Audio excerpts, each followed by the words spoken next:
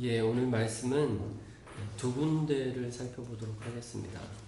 마태복음 11장 28절부터 읽도록 하겠습니다. 수고하고 무거운 짐진 자들아 다 내게로 오라. 내가 너희를 쉬게 하리라. 아멘. 시편 63편 8절. 나의 영혼이 주를 가까이 따르니 주의 오른손이 나를 붙드시거니와. 아멘. 신자에게 있어서 믿음은 너무나 중요한 주제입니다. 우리는 믿음으로 구원을 받습니다. 그리고 믿음으로 모든 걸 다 해요. 믿음으로 일어나고 믿음으로 싸우고 믿음으로 이깁니다. 믿음은 신자의 영적 건강이라고 얘기할 때 이 영적 건강에 있어서 아주 기초적인 부분입니다. 몸으로 얘기하면 뼈에 속하죠. 뼈가 튼튼하면 이게 흔들리지 않고 살이 좀 부족하더라도 이렇게 통뼈라고 하죠. 잘 견디는 경향이 있는 것 같습니다. 믿음은 특별히 어려움의 시간 가운데에서 그 빛을 발합니다. 어려움 가운데 있다 할지라도 멈춰서지 않고 계속적으로 앞으로 나아갑니다. 두려움의 상황 가운데에서도 믿음에 있는 사람들은 좀처럼 흔들리지 않습니다. 세상에서도 의연한 마음, 견고한 마음을 굉장히 사모합니다. 종종 이런 견고한 믿음에 대해서 얘기할 때 이것이 타고난 것이 아닌가라는 생각이 들 때가 있습니다. 우리가 견고한 믿음을 갖는다 할지라도 우리가 달라질 수 있을까? 원래 내 밑에 하는 이건데 달라질 수 있을까? 이런 식으로 생각하는 경향들이 있어요. 다니엘서 11장 32절에 보면 오직 자기의 하나님을 아는 백성은 강하여 용명을 떨치리라 이렇게 얘기했어요. 하나님을 아는 백성들에게는 용기 그리고 담대함이 있다. 믿음은 타고나는 문제가 아닙니다. 믿음은 생기고 자라가고 확고해지며 건교해지는 것이 믿음이에요. 우리는 몇 주간 믿음을 자세히 살펴보고 있습니다. 주제가 뭡니까? 주제가 믿음의 길이에요. 믿음의 길. 이 주제는 믿음의 내용을 얘기하고 있는 것이 아닙니다. 믿음의 내용은 아주 분명합니다. 예수 그리스도가 믿음의 내용이고 하나님께서 우리 가운데 그리스도를 통해서 하신 약속이 믿음의 내용이에요. 믿음의 길은 이 믿음의 내용을 따라 어떻게 나가야 할지에 대해서 얘기하고 있는 것이 믿음의 길이에요. 저는 이 주제에 대해서 여러분하고 나누게 된 걸 굉장히 기쁘게 생각합니다. 왜냐하면 믿음이 쉬운 것 같이 보이지만 그렇게 쉽지 않고 굉장히 많은 사람들이 믿음을 오해하고 있는 것을 익히 제가 잘 알고 있기 때문에 그렇습니다. 각자 자기가 믿고 싶은 대로 믿습니다. 믿음을 아주 단순하게 생각하는 경향이 있는 사람들이 있어요. 그래서 믿음에 대한 오해가 굉장히 많습니다. 믿음은 사실 세상 가운데 있는 어떤 부분들이 아닙니다. 도대체 믿음으로 구원받는다는 게 무슨 말이냐? 세상 사람들은 도대체 이해할 수가 없는 것이 이 믿음입니다. 마귀가 우리에게 이 믿음에 대해서 오해하게 만들고 믿음을 잘못 붙들도록 하게 하고 있는 것도 한몫합니다. 사실 구원받지 못하는 구원의 문턱에서 쪽으로 떨어지는 일들이 이 믿음을 속이는 일 때문에 생겨나는 겁니다. 그래서 저와 여러분은 이 믿음을 아주 진지하게 살펴보는 시간들이 되길 바랍니다. 아주 근본적으로 우리가 생각해 봐야 해요.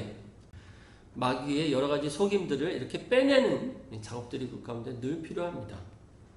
그래서 옳은 것을 믿고 나아가서 싸울 때 우리가 승리하는 것들을 경험해야 우리의 믿음의 확고한 내용들을 더 신뢰할 수 있게 될 겁니다. 하이델베르크 유리문답에서 믿음을 이렇게 정의합니다. 믿음이 뭡니까? 두 가지 간략하게 얘기하면 믿음이 뭐예요? 확실한 지식 그리고 굳은 신뢰, 이 두 가지를 얘기하고 있어요. 다시 한번 그 문장을 읽어드리면, 참된 믿음이란 무엇입니까? 답은 이렇습니다.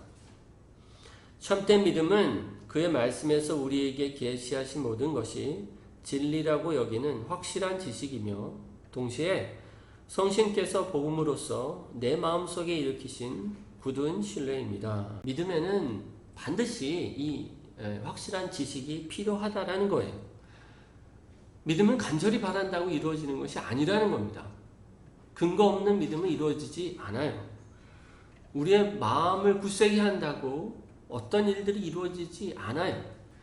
로마서 10장 9절에 보면, 만일 내가 내 입으로 예수를 주로 시인하며 또 하나님께서 그를 죽은 자 가운데서 살리신 것을 내 마음에 믿으면 구원을 받으리라 하면서, 이 확실한 지식, 하나님께서 그를 죽은 자 가운데서 살리신 이 내용을 믿어야 너희가 구원을 받는다, 이렇게 얘기하고 있는 겁니다.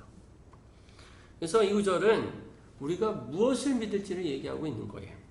예수님께서 십자가에서 행하신 일을 믿어야 한다는 겁니다.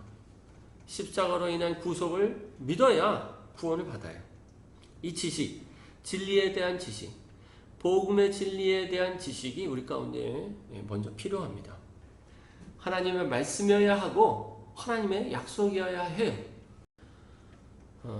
지금까지 우리는 여러 가지 이 지식들에 대해서 배워왔어요. 헤이델베르크 요리문답이라든지 제가 여러 가지로 교리적인 내용들을 여러분한테 가르치면서 이 지식들을 여러분들이 많이 갖게 되었다고 생각합니다. 저는 확실한 지식이기를 바라고 여러분한테 최선을 다해서 얘기한 것 같아요. 적어도 저의 믿음과, 그러니까 저의 구원과 여러분의 구원을 위해서 제3, 제4 확인해 가면서 제가 발견하고 믿는 것 뿐만 아니라 성경에서 말하고 또 많은 믿음의 교사들이 가르친 내용들을 교차 확인하면서 가르쳐왔고 같이 믿음으로 나와왔습니다. 근데 이 진리의 지식 외에 한 가지 더를 이 하이델베르크 요리문답에서 얘기하고 있다는 걸 우리가 잊으면 안 됩니다. 뭡니까? 믿음의 두 번째 요소가 뭡니까? 굳은 신뢰예요. 굳은 신뢰. 오늘 이 부분에 대해서 좀 자세히 살펴보려고 합니다. 오늘 두 본문을 들었는데 이 본문이 이 굳은 신뢰, 곧 이 믿음의 길에 대해서 얘기하고 있기 때문입니다. 마태복음 11장 28절, 수고하고 무거운 짐진 자들아 다 내게로 오라 내가 너희를 쉬게 하리라, 이렇게 말씀합니다. 여기서 믿음을 뭐로 얘기하냐면 믿음을 예수님께 가는 것으로 얘기해요. 믿음이 뭡니까? 예수님께 가는 거예요. 내게로 오라, 이렇게 얘기하고 계세요. 내게로 오라. 우리 영혼의 쉼을 위해서 내게로 나오라, 이렇게 얘기하고 계세요. 예수님께 나아가 우리의 죄의 짐을 주님께 맡기면 예수님께서 우리의 죄의 짐을 가져가시고 우리에게 평강을, 하나님의 평강을 주시겠다고 약속하신 겁니다. 성경에서는, 특별히 요한복음에서는 예수님께 가는 것, 이것을 믿음이라고 여러 번 얘기합니다. 6장 37절에 보면 아버지께서 내게 주시는 자는 다 내게로 올 것이요 내게 오는 자는 내가 결코 내쫓지 아니하리라. 여기서 아버지께서 내게 주시는 자는 다 나를 믿을 거다, 이렇게 얘기하고 있는 거예요. 믿음과 내게로 온다라는 것을 이렇게 치환하고 있는 겁니다. 같은 것으로 얘기하고 있어요. 하이델베르크 요리문답 아래쪽에 보면, 아까 21문 읽었을 때 그 아래쪽에 보면 이렇게 되어 있어요. 믿음을 다른 사람뿐만 아니라 나에게도 주심을 믿는 것입니다 라고 얘기하면서 믿음을 개인적인 것으로 적용하도록 얘기합니다. 믿음은 누구도 대신할 수가 없어요. 예수님께 나아가는 것을 누가 해야 합니까? 저와 여러분이 해야 돼요. 믿음은 복음의 진리를 나에게 적용하도록 요구하고 있어요. 예수님께서 십자가에서 달려 죽으셨지만 그것이 나에게 무슨 의미냐? 나는 그것을 어떻게 믿고 나아갈 거냐? 이것이 우리의 구원과 나의 구원과 관련이 있다. 이렇게 얘기하고 있는 거예요. 그래서 구원 얻는 믿음은 절대로 객관적일 수가 없습니다. 나에게 적용해서 믿고 그 진리를 믿고 예수님께 나아가야 구원을 얻는 겁니다. 그래서 믿음은 복음의 진리를 들을 때 가만히 있지 않아요. 예수님을 이렇게 붙듭니다. 예수님을 의지해요. 로버트 쇼라는 분이 목사님이 웨스트민스터 신앙고백 해설이라는 책을 쓰셨어요. 그 책에서 믿음에 대한 장이 있는데 해설을 이렇게 붙였습니다. 믿음은 단지 이해의 동의에 국한되지 않고 그리스도를 받아들이고 신뢰하는 의지의 행위를 포함한다. 그리스도를 받아들이고 신뢰하는 믿음의 의지 행위, 이것이 믿음 안에 있다라는 거예요. 시편 63편 8절을 다 같이 한번 찾아볼까요? 나의 영혼이 주를 가까이 따르니 주의 오른손이 나를 붙드시거니와. 여기서 주를 가까이 따르니 라는 말은 달라붙다 라는 의미에 있어요. 그래서 영어로 hold fast해서 이게 단단히 붙잡는 것을 얘기해요. 세번역에서는 매달리다 이렇게 번역합니다. 이 몸이 주님께 매달리니 주님의 오른손이 나를 꼭 붙잡아 주십니다. 이렇게 얘기해요. 내가 매달렸기 때문에 주님이 우리를 붙잡으신다 이렇게 이해하면 안 됩니다. 오히려 거꾸로 주님의 오른손이 나를 붙잡아 주시기 때문에 내가 매달립니다. 이렇게 얘기하는 것이 맞습니다. 우리가 믿음을 뭐라고 얘기할 수 있냐면 주님을 붙드는 것이다. 이렇게 얘기해요. 주님을 붙드는 것이다. 시편 63편 8절은 우리가 주님을 붙잡는 이유에 대해서 얘기하는데 그것이 뭐냐면 하나님이 우리를 붙잡고 계시기 때문에 그의 강한 능력의 오른손이 신자의 믿음을 붙잡아 주시기 때문에 신자는 하나님을 붙잡는 것이다. 이렇게 얘기하고 있어요. 그렇기 때문에 믿음은 구원의 증거가 돼요. 하나님이 택하신 자들에게 믿음을 주셔서 그 믿음으로 주님을 붙잡게 합니다. 그래서 구원받았다는 증거는 우리의 믿음이에요.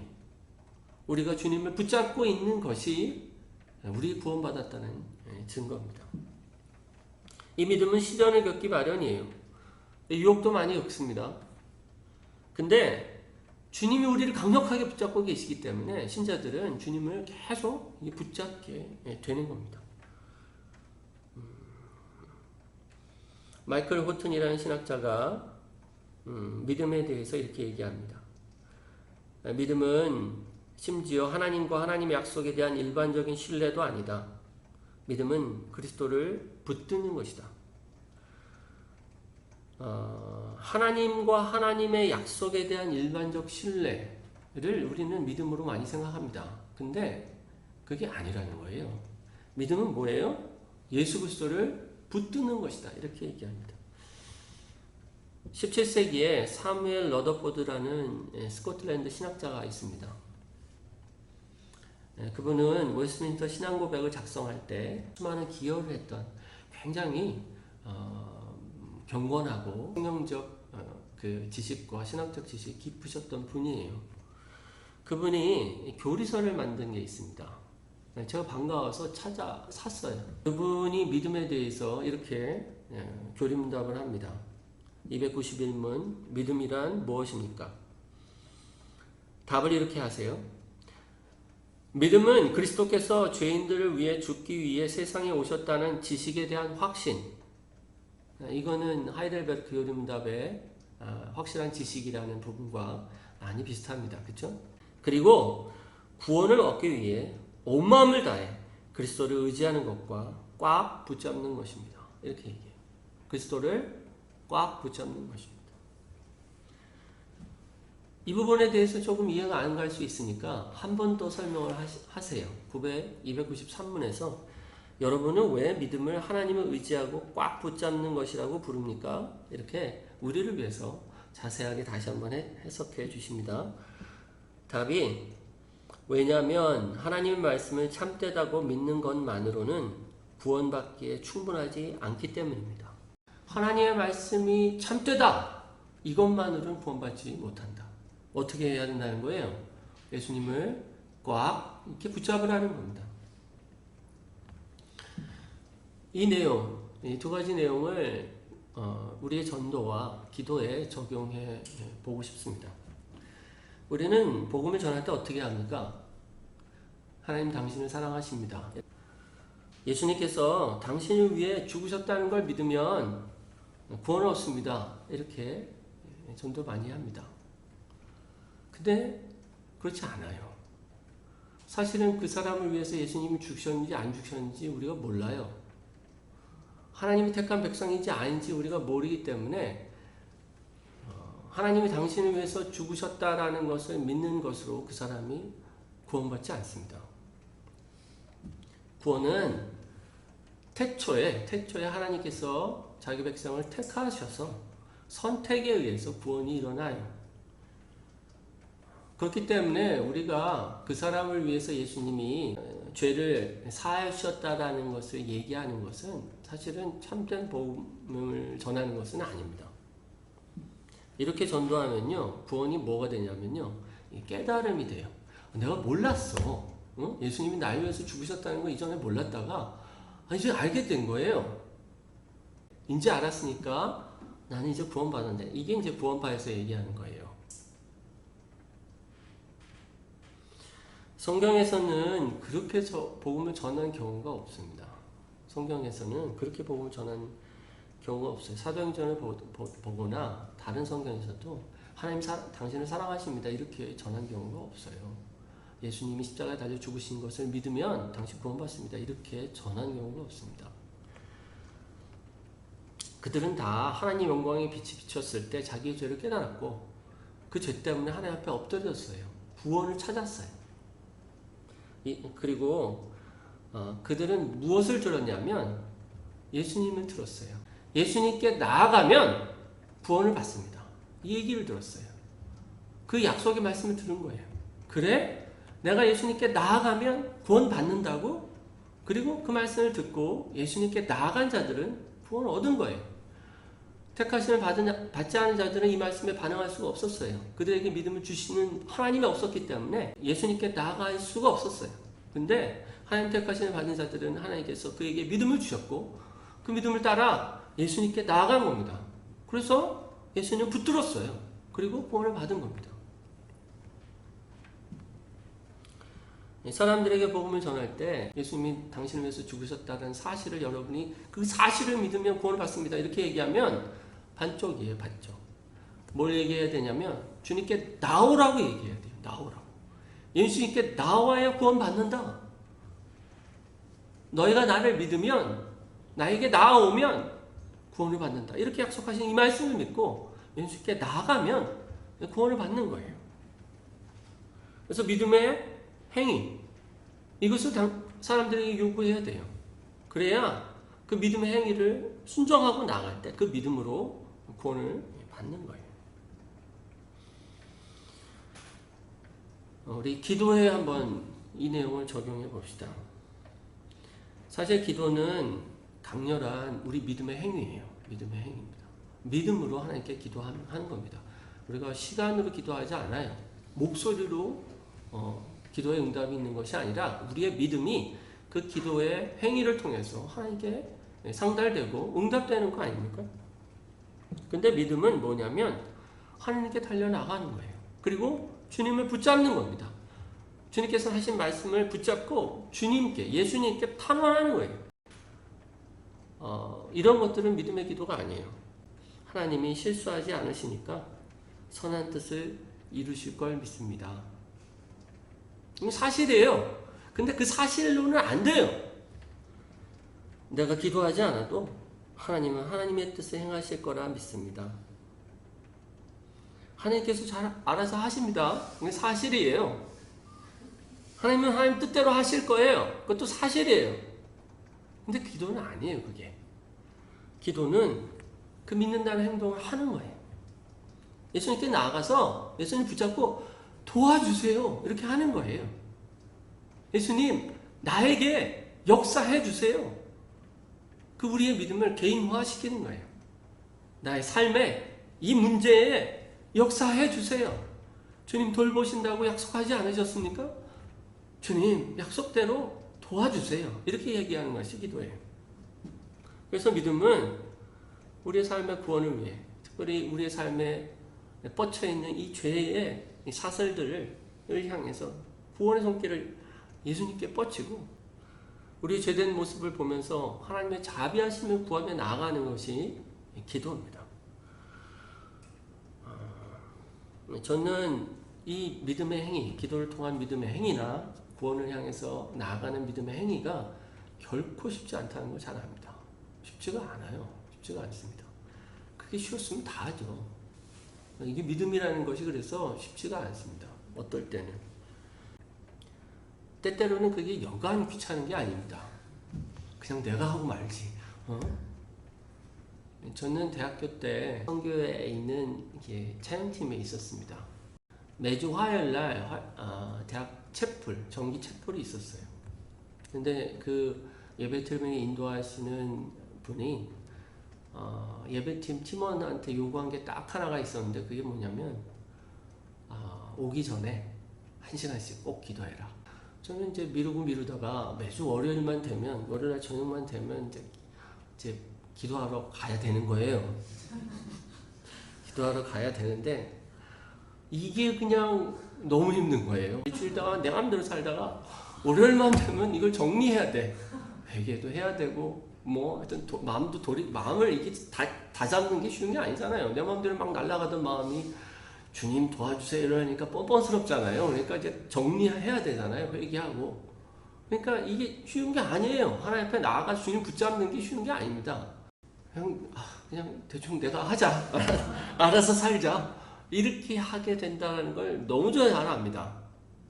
그래서 제가 이렇게 설교하는 것도 굉장히 여러분 가운데 도움이 많이 되겠지만 꾸역꾸역 기도에 나오는 거 여러분 자아와의 싸움 안에서 굉장히 중요합니다.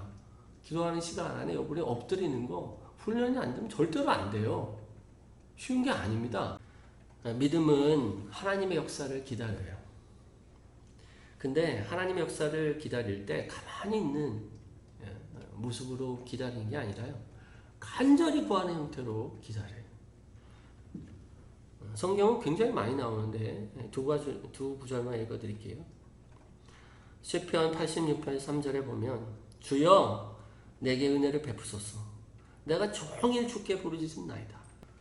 25편 5절에 주의 진리로 나를 지도하시고 교훈하소서 주는 내 구원의 하나님이시니 내가 종일 주를 기다리나이다. 이렇게 얘기해요.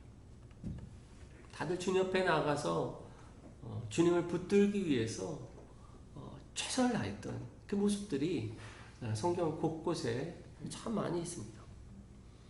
그래서 살아있는 믿음은 가만히 있는 믿음이 아니에요. 내 마음 안에서 어떤 것들을 확인하고 있고 난 그걸 알고 믿고 있지 라고 얘기할 때 그것이 살아있는 믿음이 아니라 하나님을 찾는 믿음이 살아있는 믿음이에요. 하나님을 구하는 예수님께 나아가서 예수님을 붙드는 믿음이 살아있는 믿음이에요. 어떤 상황 가운데 놓였을 때 주님의 자비를 하나님의 자비하심을 의지해서 주님을 붙드는 것이 살아있는 믿음이에요. 죽어있는 믿음은 하나님의 자비하심을 알아요. 근데 하나님 찾지 않습니다. 기도하러 주님 앞에 엎드리지 않고 예배하러 주님 앞에 나오지 않아요. 그리고 자기는 신자다. 이렇게 생각하는 수많은 사람들이 세상에 많습니다. 혹 여러분들이 그런 분이 될까봐 제가 걱정이 많습니다. 정말 왜 여러분들한테 걱정을 하냐면 믿을만하다고 생각하는 사람들도 그렇게 하는 것을 숱하게 봤기 때문에 그래요. 저 사람이라면 확실한 믿음을 갖고 있겠다라고 생각한 사람조차도 곁길로 가는 걸 제가 수없이 보기 때문에 제가 걱정이 될 때가 있어요. 정리할게요. 우리의 구원은 우리가 가만히 있어도 이루어지는 게 아닙니다. 믿음은 주님을 향해 손을 뻗고 앞으로 나아가는 거예요. 성경에서 구하라 그리하면 너에게 주실 것이요 찾으라 그리하면 너 찾아낼 것이요 문을 두드리라 그리하면 너에게 열릴 것이니 이렇게 말씀하세요. 저와 여러분이 믿고 있고 알고 있는 교리가 우리를 구원하지 않습니다. 예수님이 우리를 구원해요. 예수님께 나아가서 예수님을 믿음으로 붙잡는 저와 여러분 되기를 바랍니다. 이 믿음을 갖는 우리 세종나들목교회 식구들이 다 되기를 주의 이름으로 축원합니다.